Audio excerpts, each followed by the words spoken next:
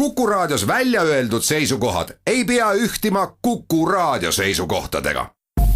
Te kuulate Kuku Raadiot.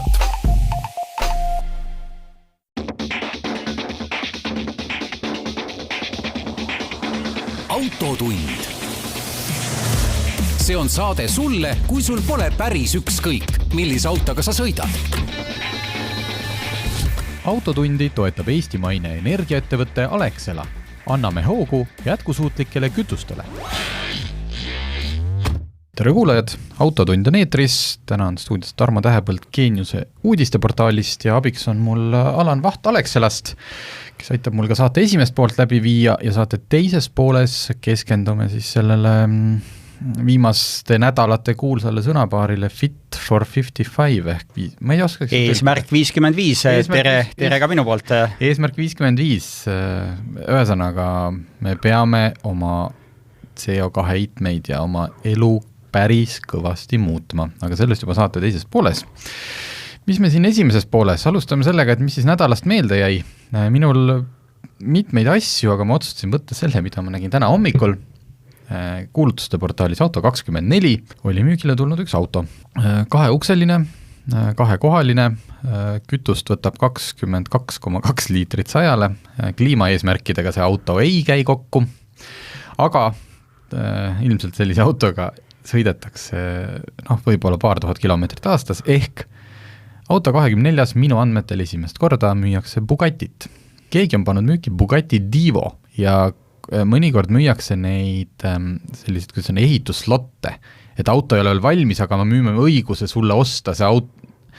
Ei, tegemist on valmis autoga, ta kahjuks ei asu Eestis, sellel autol on 16-silindriline mootor, 1500 hobujõudu, ta tippkiirus on märgitud 380 kilomeetrit tunnis, arvutasin välja Tallinnast Tartus umbes 26 minutiga, kui oleks selline sirge vaba minek, ei ole ja kui on neid Bugatisid varasemalt testitud, vist oli, see käis Veyroni kohta, siis öeldi, et kütus saaks paagist otsa 15 minutiga.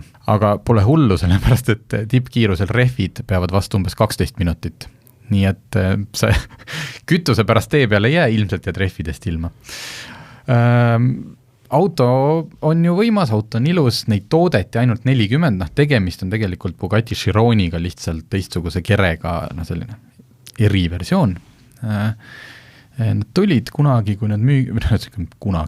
nad avalikustati, siis see hind oli midagi üle 5 miljoni vist ja hetkel selle auto eest soovitakse 7,35 miljonit eurot. Ja mis aasta väljalase see siis on? Ta on nüüd tutikas. Ta kilometraaž, mis seal peal, ta on, ma ei tea, kas ta vist ametlikult 20 või 21 aasta auto, et tal on ainult see, mis teha, sest on sõidetud treileri peale.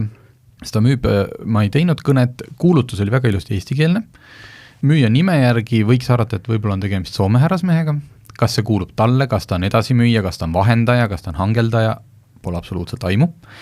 Aga et väidetavalt, kui on soov, sellise auto ostmisel on võimalik seda autot ka näha. Muidugi mitte Eestis, vaid siis lendad kohale. Et kellel aasta palgas natukene üle jääb, saab endale seda lubada? Ja, ei, ma arvutasin. Ma panin vist oli suvalisse liisingu kalkulaatorisse.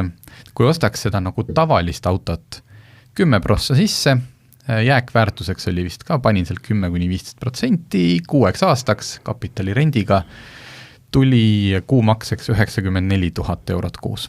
Pole paha. Aga kui muuta see selliseks, et jääkväärtus on 100%, mis ilmselt sellise auto puhul on, ja natuke seal veel mängida, ma sain selle kuumakse 7200 euro peal. Tõenäoliselt muidugi ükski pank ei anna sulle 7 miljonit laenu auto ostmiseks 6 aastaks, aga naljakas mõttemäng oli, et selline auto, 7,3 miljonit. Vaata, huvitav on see, et ise kindlasti oled sina autosid müünud, mina olen autosid müünud, autosid ostnud, ikka kuulub ju auto ostu ja müügi kauplemise juurde palju alla teed, eks ole. Kes müüb mingisugune 10% ikka, eks ole. Kusjuures seda ruumi võib olla sellepärast, et ma ei ole kunagi ühtegi Bugatti Divot komplekteerinud, et kui palju seal siis lisavarustust või mingeid, ma ei tea, teemantist jubinaid on, sest näiteks mobile.ee-s on üks Divo pakkumisel ka 6 miljoniga. nii et potentsiaalselt sul oleks seal 1,3 miljonit sellist rääkimisruumi, et näed, aga mobiles on ju 6, aga nii et kes nüüd selle auto, kes siin kuulab ja meie jutu peale selle ära ostab, siis me oleme hea meelega nõus proovisõitu tegema. Aga Alan, ma sinu nädala ma üldse siin otsustan inimeste eest kogu asju ära, kuna ma nägin, et sa oled juba saanud sõita Ioniq 5-ga, mina saan selle auto paari päeva pärast. Esmamuljed, kas on nii äge, nagu ta tundus siis piltidelt ja piltidelt ja videodest? On teatud autosid, millel silm jääb pidama ja mida sa jääd huviga ootama. Ja minu valikus on Ioniq 5 olnud üks väga selge selline just nendele kriteeriumidele vastav auto, mis tundus nii-öelda juba eelnevalt väga põnev ja mis seal salata, kui sõitsin järgmisel päeval peale arvele võtmist, tõepoolest jättis väga sümpaatse mulje. Ta on täiesti teistsugune auto, ta on ju retro stiilis, oleme harjunud, et autod on nagu ümara vormiga, eks ole, ja kui mõelda, et ise siin võib-olla paarkümmend aastat tagasi mõtlesime, et olid kandilised autod, et võiks nagu olla kuidagi stiilsemad, ägedamad, ümarama vormiga autod, täna nad on olemas turul ja tänapäeva noored, kui ma siin ka oma laste pealt kuulsin, nad ütlesid, vau, jumala äge auto, aga mis tast teeb ägeda auto? See on tegelikult tema laadimise võimekus. Muidugi see, et ta seest on väga stiilne, retro, tal on väga kaasaegsed stiilsed suured displeid, 2 tükki nii-öelda ühes rivise rooliratta taga ja siis keskkonsooli kohal, aga ta moodustab sellise ühe pika rivi, see on väga stiilne, aga kujutad ette, mis tema laadimise kiirus on, et me teame, et väga palju elektriautosid on turul, mis on 400 voldise akusüsteemiga. See auto on 800 voldise akusüsteemiga, täna turul ainukene siiamaani oli Porsche Taycan, mis oli 800 voldise süsteemiga, aga see on ka 800 voldise süsteemiga ja see teeb tast tõelise tõeliselt ägeda auto just laadimiskiiruse seisukohast. Kujuta ette, tehniliste andmete järgi 10%-lt 80%-le, aku suurus seal oli 77 kilovatt-tundi ja see 10%, 80%-le tehniliste andmete järgi võtab aega 18 minutit, kui laadida superlaadijas, mis on 200, ta laadimisvõimekus maksimaalne on 232 kilovatti. Okay. Ja kujutan nüüd ette, ma küsin sinu käest Viktoriini küsimuse, ma sain selle 2 päevaks, neljapäeval sõitsin õhtu poole ja ma pidin reede lõunal tagasi viima ja tal oli nii palju piisavalt suur, et ma ei jõudnud seda neljapäeval tühjaks sõita. Mul oli suur soov, nii nagu ikka Alexela, Paia, Risti tankla on see, kus ju kõik saavad kokku ja lähevad testima. Ja nii ka ma tegelikult neljapäeva õhtul panin kella hommikuks helisema 7:30, et ärkan hakkan tööle ja tegelikult mis juhtus? Mul läks kell 5 öösel uni ära ja mul viskas pähe selle mõtte, et ma pean ikkagi Paial ära käima.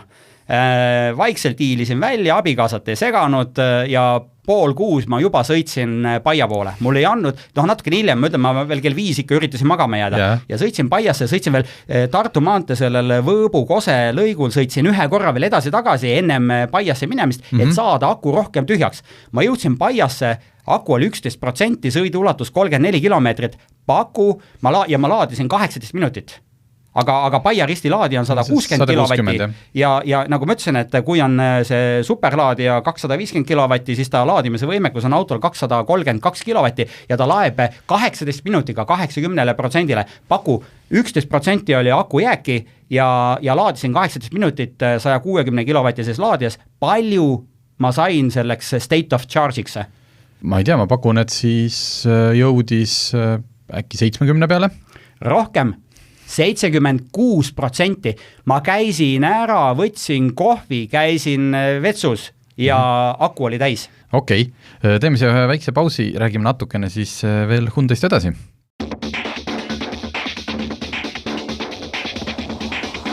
Autotund. See on saade sulle, kui sul pole päris ükskõik, millise autoga sa sõidad. autotundi toetab eestimaine energiaettevõte Alexela. Anname hoogu jätkusuutlikele kütustele. Autotund tagasi stuudios Tarmo Tähepõld Geeniusest ja Alan Vaht Alexelast. Alan räägib siin oma kogemusest Hyundai Ioniq 5-ga. Ühesõnaga, sa rääkisid, sa sõitsid seal, kuna sa sõid Paia poole, see kiirtee, kas selle auto elektrikulu sellise 100, seal on ju vahepeal lubatud lausa 120, kas ta oluliselt muutub võrreldes näiteks 90-ga, et oli märgata? Ta oli nii, et ma sõitsin ühe otsa, sõitsin edasi-tagasi, sportrežiimis oli 27 ja ma, lubatud oli 120, aga ma tahtsin sõita 130-ga, et vaadata, palju ta siis võtab, sest ma teengi teste niimoodi 90, 110 ja 130 ja ma sain 130 kilomeetrise tunnikiirusega siis 27 kilovatt-tundi 100-le ja kui ma nüüd võtan normaalse kiiruse maanteel 90, siis ta kulu nüüd ma peast ütlen, ta oli kusagil seal 17 kilovatt-tundi 100-le või isegi 16, et päris ökonoomne, väga, väga head tulemused olid. Et ega Hyundai on tõestanud ennast, et oskavad teha väga säästliku masina ja samas väga jõulist masina. Norras on mitmeid teste Hyundai Kona ära võitnud just sellega, et pannakse rivi, testitakse, et kui kaugele see jõuad. See akumahutavust neil on küll. Et ökonoomsuse poolest on Hyundai väga ökonoomne ja võitnud erinevaid teste. No võt, see oli põgus ülevaade Ioniq 5-st, aga nüüd võtame mõned uudised ühest täiesti teistsugusest autost, ka mitte Bugatti Divost. Mercedes andis või avalikustas oma S-klassi soomustatud versiooni. Erinevaid selliseid soomustatud limusiine toodetakse ju palju, on firmad, kes võtavad siin olemasoleva auto või müüvad, ühesõnaga, võtavad tavalise auto ja hakkavad seda soomustama. Mis S-klassi eristab on see, et seda toodab Mercedes ise, toodab oma tehases ja sisuliselt see kaitse ehitatakse juba kandmikusse sisse tehases, mitte ei hakata pärast kuskile, ei võeta uksi lahti ja siis sinna soomusplaate toppima. Mercedesel omaselt tehti kõik väga kõrgtehnoloogiliselt, kasutati nende inimestele, kellel sellist autost vaja on, eks ju, et nemad saavad aru rohkem nendest VR10 standarditest, ühesõnaga seal turvamaailmas on välja antud nüüd uued standardid, millele auto peab vastama, plahvatuskindlus, kui sa tahad saada mingit taset. Mercedes oli nüüd esimene, mis läbis mingid uued standardid, kus mõõdeta näiteks pandi autosse sellist hästi kõrgtehnoloogilist mannekeenid, mitte enam lihtsalt plastiktükkidega, vaid kus on 42 luud on sinna imiteeritud, liigesed, kõõlused, ühesõnaga mitte nüüd päris nahk, aga ühesõnaga ka nahakiht oleks nagu ja siis plahvatustestides, sest üks asi on jah, et sul ei lenda need killud autosse, eks ju, tuli ei tule autosse, aga see lööklaine ikkagi. Ja plahvatustestides läbis erinevalt ülevalt, külje pealt alt pandi seal see auto plahvatama ja autos põhimõtteliselt mannekeenidel ei olnud mingeid vigastusi. Istud rahulikult oma seal väga mugavas istmes, seest, ühesõnaga sa saad valida kõike seda sama, mida tavali S-klassile. Mugavaid istmeid, nahka kõike. Istud turvavöön ilusti peal, pauk käib ja eriti häda sul midagi ei ole. Huvitav, kas see S-klass nüüd hõlmab ka siis EQS-i, mis ju nüüd kohe välja tuleb?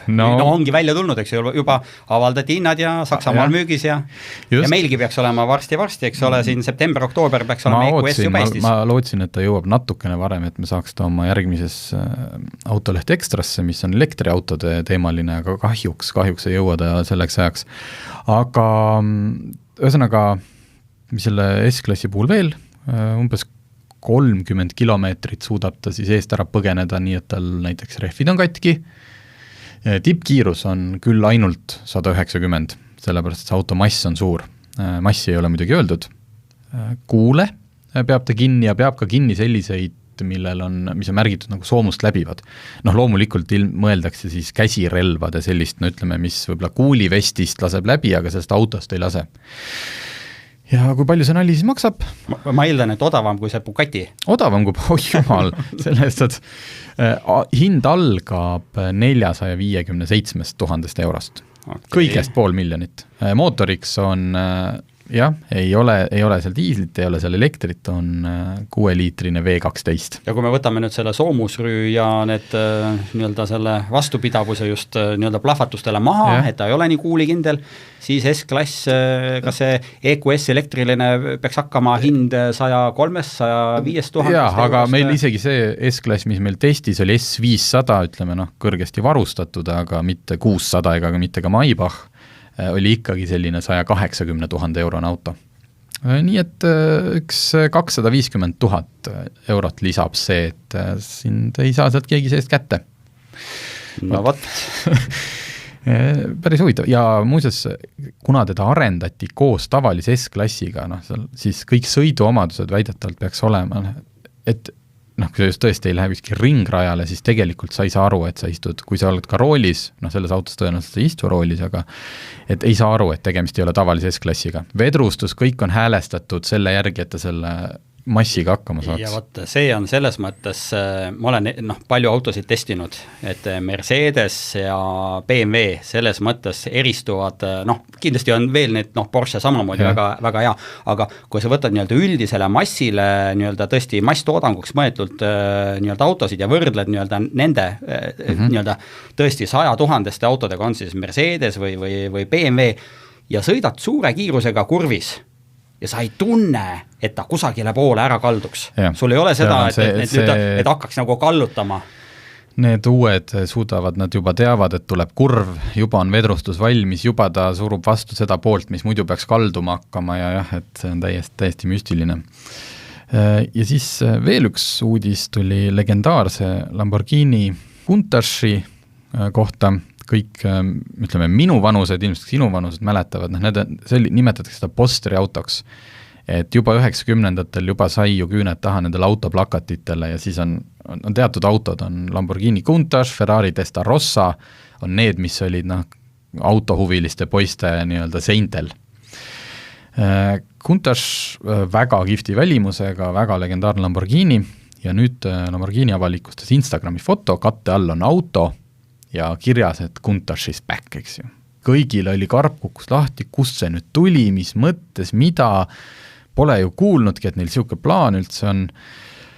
Ja siis juba hakkas välja tilkuma, et sisuliselt on tegemist Lamborghini Aventadori erimudeliga, et Aventador läheb kohe tootmisest maha, V12 mootoriga, ka Tallinna peal on neid mitmeid näha, üks on ka Põltsamaal, me teame, Tartus on Aventadori, et ühesõnaga selline, kuidas ma ütlen, mitte nii eksklusiivne auto, aga mitte ka päris selline, mida ainult kuskil kellegi salajases seifis näeb. Ja lihtsalt Aventadori üks viimaseid eriversioone tehakse siis nimega Countach vist LP800. Ehk siis pannakse lihtsalt teistsugune kere. Tal on neid varem seal olnud Veneno, äkki Centenario, ühesõnaga selline kere ehitamise tüüp, mis valmistas kerge pettumuse. Et kui sa võtad ikkagi legendi ja kuulutad välja, et legend tuleb tagasi ja nüüd tuleb ja kõigil jääb suu lahti ja siis sisuliselt ei ole see päris nii, siis on see natukene, mina ei tea, minu arust on natuke sohk. Kas sinul oli Countachi plakat seinal? Oli sul üldse autoplakateid seinal? Ei olnud, ma mõtlen, kas mul üldse mingi plakateid väga seinal kas sul autohuvi oli? Autohuvi, tead, minuga on selline lugu, et mina kunagi olin diskor ja diskorid 90-ndatel teenisid väga hästi.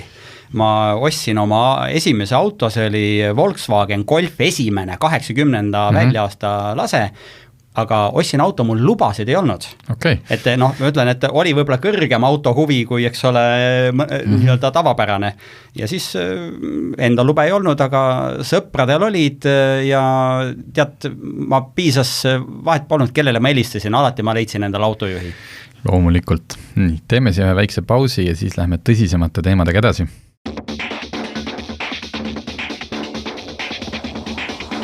Autotund. See on saade sulle, kui sul pole päris ükskõik, millise autoga sa sõidad. Autotundi toetab eestimaine energiaettevõtte Alexela. Anname hoogu jätkusuutlikele kütustele. Autotund tagasi, stuudios Tarmo Tähepõld Geeniusest ja Alan Vaht Alexelast ja nüüd räägime siis sellisest tõsisest asjast Euroopa Liidu poliitika või plaan nimega Fit for 55. Otseselt on see ju seotud ühe teise raportiga või ühesõnaga raportiga, mis nüüd hiljuti avalikustati selle kliimaolukorrast, ma ei taha sellel pikemalt peatuda, sellepärast et tuju läheb ära. Küll see lihtsalt näitab, et selline Euroopa Liidu see Fit for 55, et miks see vajalik on, et kui keegi, ma ilmselt ei veena siin selle järgmise 20 minutiga ühtegi skeptikut ümber, kes ei usu, et meil kliima soojeneb, et me midagi muudame ja et inimese roll selles, ärme sinna lähe, inimese roll on selles olemas, seis on kehv ja vähemalt Euroopa Liit püüab nüüd midagi ette võtta ja püüame Alaniga siin kiiresti aru saada, et kas see on reaalne ja keskendume siis pigem transpordile. Transpordi heitmed on aastast 1990, no me ei ole alla saanud, meil on olnud Pariis, meil on olnud Kyoto, meil on kliimaleppeid, pleenume ja seminare ja mitte midagi ei ole muutunud. Kui mujal sektorites on CO2 heitmete vähendamist ikkagi saavutatud, siis transpordisektor on tõesti ainukene sektor, kus CO2 heitmeid 90. aastatega võrreldes ei ole suudetud vähendada, need teevad üha uusi rekordeid ja seetõttu transport on globaalselt suurim kliimaprobleem ja midagi tuleb tõsiselt ette võtta ja see on saanud ühte suuremat nii-öelda tähelepanu siis selles Fit for 55 kavas, mida Euroopa Komisjon tutvustas 14. juulil. Ja ma natukene nüüd lähen selles mõttes tagasi, sa ütled küll, et ei taha nagu kliimast väga rääkida, vaatame, kuidas meil selle aasta suvi oli imeline, nii päiksepaistelist ja sooja suve ja enam tõesti ei mäletagi, et millal oli ja ega ka Lääne-Euroopas tehti kuumarekordeid Siberis, kus peaks olema jahedam, eks ole, aga tegelikult tehakse ka seal kuumarekordeid tavapärasest 5 kraadi soojem, ka Põhja-Soomes on ekstreemselt kuidagi kuumaks läinud, et tavapärasega võrreldes oluliselt kuumem, seega me elame ajas, kus me näeme ekstreemseid ilmastikuolusid. Ei ole vaja palju ajast tagasi minna, 17. juuli Lääne-Euroopas, Saksamaa, Belgia, Holland uppusid ja ei läinud mööda rohkem kui nädal aega, kui siis 25. juulil olid taas uued uputused ja uputas ka Londonis. Seega küsimus on, et millest ta siis tuleneb ja räägitakse sellest, et on täheldatud, et golfi hoovus on peatumas ja see, miks meil siin oli nõnna kuum suvel, juba räägiti eelmisel aastal, üle-eelmisel aastal, et on tekkinud selline olukord, kus kõrgrõhkkond siis takistab madalrõhkkonna sisenemist siia piirkonda, kus tavapäraselt meil ikkagi suvel sajab vihma ja on jahedam, siis on selgelt ilmastik muutunud. Ja kui on palju kuuma, siis on ka õhus palju niiskust ja müristabki ja lööb päikest rohkem ja sajabki rohkem vihma ja ühesõnaga küsimus on see, et miks see nii on. Ja selle üle on palju vaieldud, et kas see on inimtekkeline või mitte. Meil vist pole mõtet siin vaielda. Ei ole mõtet vaielda, eks meist on targemad inimesed, aga hea näide eelmise aasta kevadel, kui alguse sai globaalselt nii-öelda koroonakriis, siis CO2 heitmed vähenesid järsult eelmisel aastal 8%. Seal oli päris palju neid gigatonne, mis siis vähenes CO2 heide ja tulenes see sellest, et inimesed tarbisid vähem, põletati vähem kütuseid, fossiilseid kütuseid, nii vedelkütuseid kui ka gaasilisi kütuseid ja inimtegevusel on selge mõju CO2 heitmetele. Okay, ja nüüd on küsimus, et aga mis siis parem on, kas me siis lepimegi sellega, et meil on 50-70 aasta pärast 5 kraadi veel kõrgem temperatuur ja võib-olla sajandi lõpus 7 kraadi, eks ole, kõrgem temperatuur, ehk et inimkond ei ela seda üle. ja kui me paneme selle hüpoteesi nii, et kas me täna peaksime midagi tegema selleks, et vältida kliimakatastroofi, ja meil on valikuvõimalus, kas me põletame edasi fossiilseid kütuseid või me tõsimeeli astume reaalseid samme selleks, et me vabaneme süsinikul põhinevast majandusest ja see võiks põhineda rohelisel energial. Tuul, päike, sõidame elektriautodega, ei põleta üldse, eks ole, fossiilseid kütuseid. See on see küsimus, et kui meil on see valiku koht olemas, siis me ju kõik tahame, et siin planeedil Maa saaks ikkagi veel elada, eks ole. Meie lastel oleks koht, kus elada ja nende lastel ja lastel oleks koht, kus elada. See on küsimus. Ja siis Euroopa Liit on näinud ette, et aastaks 2030 me peame kasvuhoonegaase vähendama 55% ja 2050 peaks see olema 0. Jaa, 2003, jaa, seda küll, et aga kui me võtame nüüd autodele kehtestatavad need CO2 heitenormid, seal oli niimoodi, et 55% CO2 heitme vähendamist 21. aastaga võrreldes. Tänavu on 95 grammi 1 kilomeetri kohta, mida autod tohivad nii-öelda, mis see auto heide tohib olla keskmiselt nii-öelda auto ühe tootja kohta, eks ole. Ta müüb, eks ole, auto, mis ongi, põletab kütust ja on heitega 180 grammi, eks ole, 1 kilomeetri kohta, aga sinna vastu tuleb müüa siis nii palju elektriautosid 0 heitmega, et see keskmine heide oleks 95. Ja mis on oluline, see on siis sellel aastal. Ja oluline on see, et välja käidi siis ettepanek, et 2030 tuleks vähendada siis, oli see nüüd siis jah, 50% ja, või 55% ja aastaks 2035 tuleks seda vähendada 100%, ehk et jõuda sõiduautode heitmega 0 ja see otseselt tähendab seda, et sinna pilti bensiini ja diiselautod või üldse sisepõlemismootoriga autod, mis põletavad fossiilset kütust, need sinna pilti kahjuks ei mahu.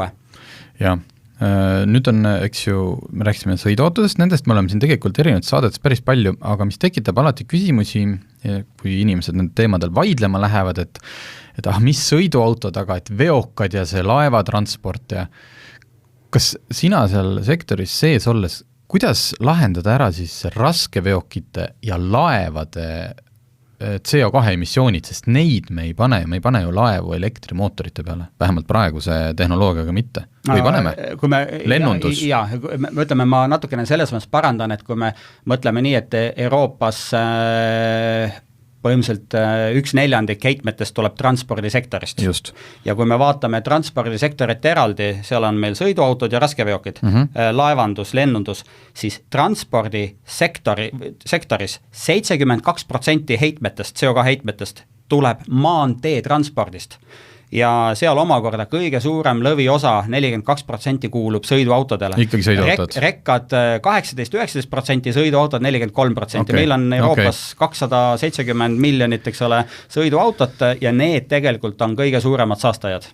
Nii et selle taha me ei saa varjuda, et ma sõidan oma bensiinimootoriga edasi, sest et aga see rekka siin mu kõrval ju tossab rohkem. Aga kui sa küsid nii, et aga mis siis lahendus on raskeveokitele, et tõepoolest me autotootjad sõiduautode osas on panustamas elektriautodele, et kui Euroopa Komisjon käis välja, et 0 heidet aastal 2035, muide täpselt samasuguse ettepaneku on teinud ka Rahvusvaheline Energiaagentuur, öeldes, et kui me tahame kliimaneutraalsust, siis aasta 2035 tuleb, siis ei tohi enam sisepõlemismootoriga autosid müüa.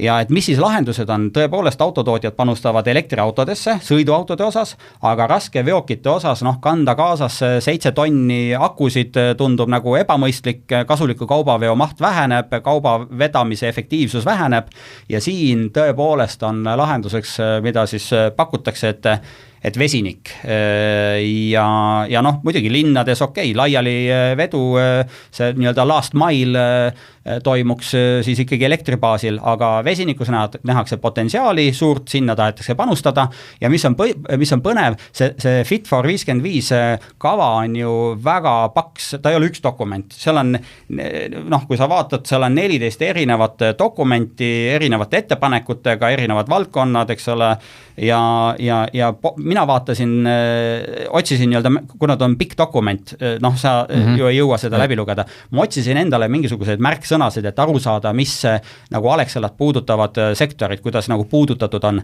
ja positiivne oli vaadata seda, et elektri ja vesinikuga ühes pajas on ka gaasilised kütused CNG, LNG, juhitakse tähelepanu, et LNG, CNG infra on Euroopas päris hästi juba välja arendatud, ta ei vaja enam toetust ja nähakse, et CNG, LNG tanklate arv Euroopas veel kasvab edasi, 2025 aasta eesmärk on endiselt paigas, et Euroopa põhitrassidel CNG tanklad oleksid iga 100 kilomeetri tagant, LNG tanklad 400 kilomeetri tagant, aga kõik see peaks baseeruma siis biometaanil, mille korral tegemist on negatiivse või miinusmärgilise heitmega ja ühel hetkel ikkagi tuleb panustada sinna, et jõuaks turule ka vesinik ja vesinikku tuleb nii-öelda panustada, et see massidesse ühel hetkel jõuaks. Esimesed veokid peaksid jõudma turule selle kümnendi teises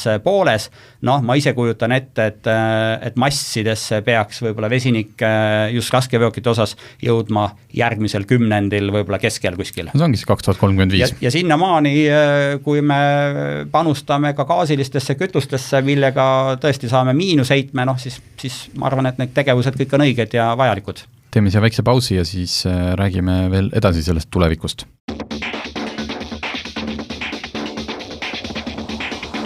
Autotund. See on saade sulle, kui sul pole päris ükskõik, millise autoga sa sõidad. Autotundi toetab eestimaine energiaettevõtte Alexela. Anname hoogu jätkusuutlikele kütustele. Autotund tagasi.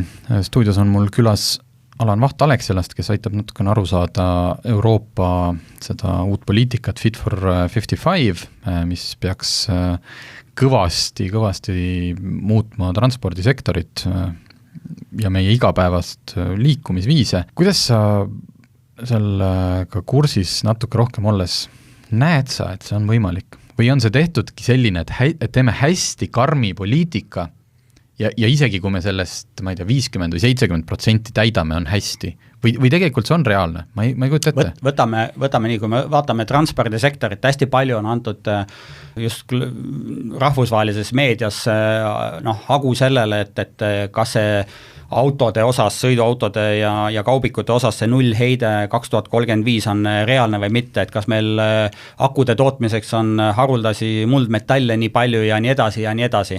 Et on seatud nii-öelda kõhkluse all, kaheldavaks selle eesmärgi nagu saavutamine, aga kui me vaatame autotootjate enda signaale, siin mõni nädal tagasi oli mitu autotootjat, kes deklareerisid, et Euroopas on nende eesmärgiks müüa viimane sisepõlemismootoriga auto 2030 või siis alates tegelikult 2030 nende portfellis ei ole enam sisepõlemismootoriga autot, ainult akutoitel elektriautod ja viimasena sellise uudise tegi teatavaks Mercedes, kes muide 2 aastat tagasi esitles kava Ambition 2039 ehk et saada nullheitmega nii-öelda sõiduautode portfell aastaks 2039, et oleks kõik täiselektriline, on siis nüüd mõni nädal tagasi tulnud lagedale siis selle avaldusega, et nende portfellis ei ole sisepõlemismootoriga autot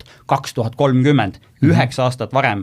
Ja kui mõelda, et selliseid avaldusi on siin nii teisedki teinud, Volvo 2030 eesmärk, enam ei mäletagi. Ma kunagi pidasin PowerPointis ühte slaidi, panin järjest kirja, see autotootja, see eesmärk ja ühel hetkel see slaid enam liiga kribuks läks, tegin nii-öelda 8 ja tõepoolest ei ole autotootjad, kes ei ole seadnud kõrgeid nii-öelda eesmärke elektriautode osas. Seega ja väga mitmed nendest on öelnud, 2030 ei ole nende portfellis sisepõlemismootoriga autot, seega 2035 näeb seda ette, eks ole, või soovib Euroopa Komisjon, aga autotootjad tegelikult on deklareerinud 5 aastat isegi varasema plaani.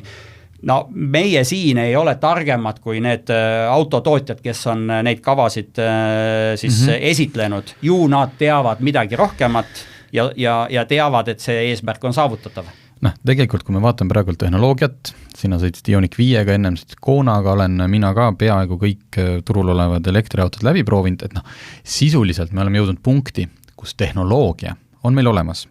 on olemas väga head elektrimootorid, on olemas juba akud, mis seesama Hyundai Kona, me ei räägi siin mingist hiidsuurest autost, mis on ääreni akusid täis, see on tavaline väike pereauto, suudab linnas sõita vist äkki lausa 600 peaaegu. Ma küll ei ole 600 kunagi kätte saanud, aga 500. 500. Jah.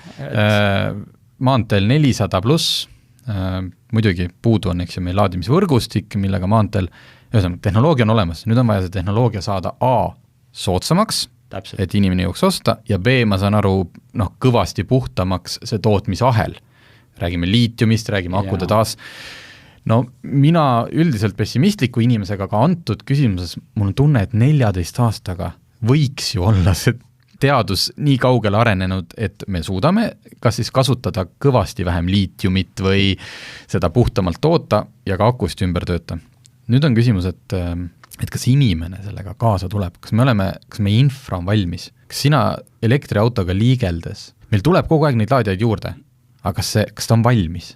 No selles mõttes kindlasti ei ole, aga... No täna on nii, et eks elektriauto on ikkagi kallim, aga kui hoolikalt otsida, on teatud marke, kus sa näed, et autotootja on teinud elektriauto hinna päris atraktiivse, isegi seal niimoodi, et viimati sõitsingi Mercedes, mis ta oli siis EQA ja selle võrdväärne bensukas on siis GLA, mis maksab 49 000 baasvarustuses, siis see on siis Formatic 250 ja samasugune siis EQA ka 250 ja tema hind on 52 000 baashinnana, 3000 eurot aastas omamiskulud, kui sa nüüd võtadki, ma tegin niimoodi, et 0% sissemakse, 0% jääki, kulutame nii-öelda kõik raha ära ja võrdlemegi õuntega ja elektriauto sellisel juhul Mercedese korral tuli 1700 eurot aastas omamiskulud madalamad.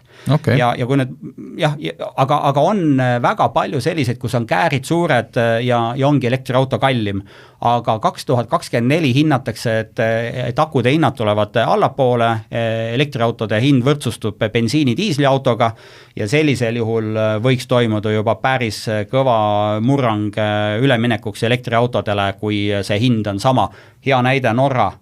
Elektriautod maksavad sama palju kui bensiini diiselmootoriga autod ja seal üle 50% uute müüdud sõiduautode osakaalust on elektriautod. Ja selliseid eesmärke on siin seadnud nii USA, alles siin eelmine nädal neljapäeval tuli Valgest Majast uudis, et kui 2 nädalat tagasi veel räägiti sellest, et aastal 2030 oleks elektriautode osakaal uute müüdud sõiduautode osas 40%, 30%, siis tegelikult Valge Maja andis välja eelmise nädala neljapäeval uudis, et soovitakse 40%.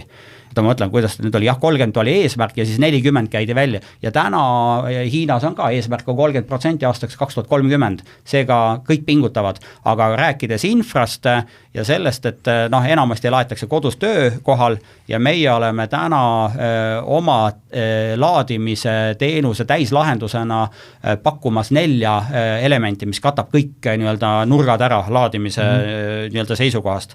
Laadimine kodus, laadimine töökohal, teekonnal laadimine ja sihtkohas laadimine. Ja sihtkoha all pean ma silmas, vahet ei ole, on see kino, on see restoran, on see hotell, kaubanduskeskus, kuhu iganes inimene läheb.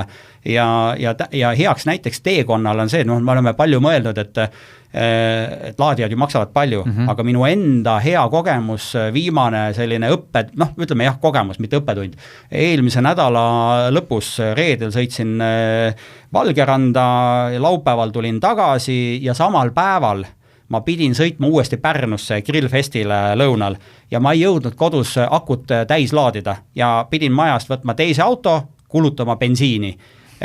Aga oleks teekonnal nüüd superlaadijaid, siis ma oleksin selle teise otsa sinna Pärnusse tagasi sõitnud ikkagi elektriautoga, aga meil täna see infra on natukene nõnna selline lahjakene, et siin tuleb pingutada. Okei, kui Euroopa Liit kogub siin ju hakkab minust veel rohkem koguma, aga saastamise eest tasusid mingid uued sektorid minu arust lähevad ka CO2 kulud alla, siis kas lahendus on selles, et kõigepealt see raha tuleb suunata ikkagi otseselt, ma ei tea, kui me räägime transpordisektorist elektriautode ostutoetuseks, mis ma tean, majandusspetsialistid arust on turumoonutus ja kõik see, aga muidu me ju ei saa seda elektriautot hinda piisavalt kiiresti äkki nagu konkurentsivõimeliseks.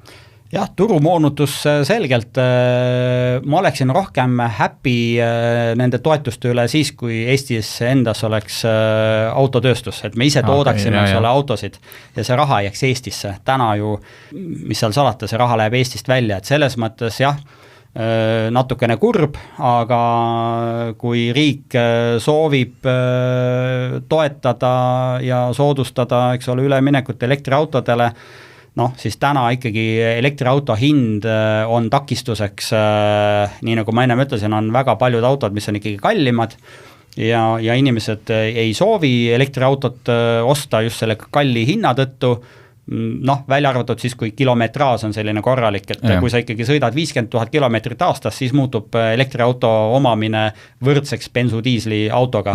Et selgelt riigil on eesmärk, soovib sinna panustada, rohkem elektriautosid turule tuua ja ega Alexela ka ju elektrilaadijatesse ju ei panustaks, kui elektriautosid turul ei ole. Seega, noh, meie nii-öelda see moto on see, me oleme öelnud, et me oleme kui energiakaubamaja ja tegelikult vahet ei ole, bensiin, diisel või gaasilised kütused või on see siis elekter, täpselt samamoodi transpordikütus või kas või tulevikus vesinik. Me oleme ka vesiniku tankla valmis rajama, aga kui me neid laadijaid paigaldame, siis me ju eeldame, et ootame, et klient tuleks laadima, aga kui autosid ei ole, siis on ju ka kurbe. Selles mõttes jah, kui riik sinna panustab, tahab toetada, siis ega me kätt ette ei pane, aga kurb on see, et see raha läheb Eestist välja. Vot, no meie põgus aeg sai otsa, see muidugi Euroopa Komisjoni plaan on lihtsalt nii suur, et ega seda siin 40 minutiga ära ei lahkagi. 3700 lehekülge, 3700 lehekülge, nii et soovitan lugeda, aga kohtume juba järgmine nädal. Aitäh!